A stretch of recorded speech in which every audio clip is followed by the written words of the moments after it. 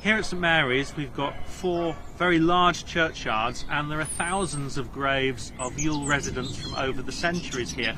One of our most important duties as a church is to look after the churchyard, look after the graves and the monuments that remember all those generations of Ewell people, and we keep the churchyard respectfully as it should be kept. But recently I've also been thinking about the churchyard as a place of nature and a place of wildlife. We've got some wonderful very old trees here, and it's a place that's home to birds, insects and all sorts of other kinds of creatures.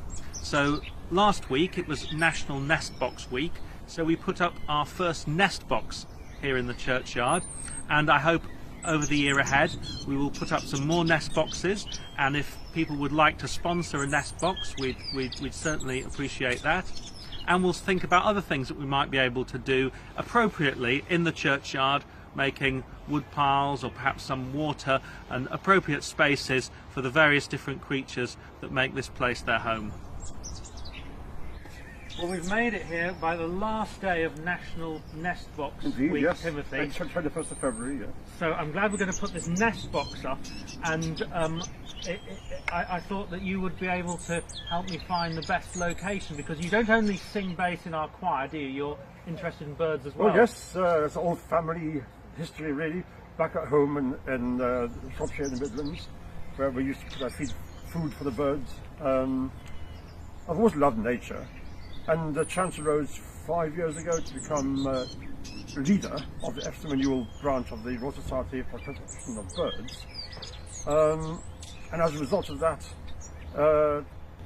I've been involved in all sorts of things actually. And the latest project, as Russell was saying, is to really encourage wildlife in St Mary's Churchyard in Ewell. Fantastic. It's a pretty big churchyard we've got. Do you think it's an important site for wildlife? I believe so, yes. It's definitely an oasis in the urban sprawl of Epsom and Ewell. Partly the nativity of the space, also the fact that lots of the trees are of great age. Some of the yews I think go back 300 or 400 years.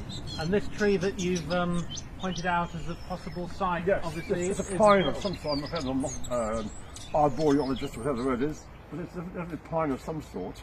But note how the trunk here leans out, and that's because when it rains, if it rains heavily, if the bird box is flush with the bark, it will soak the poor chicks inside.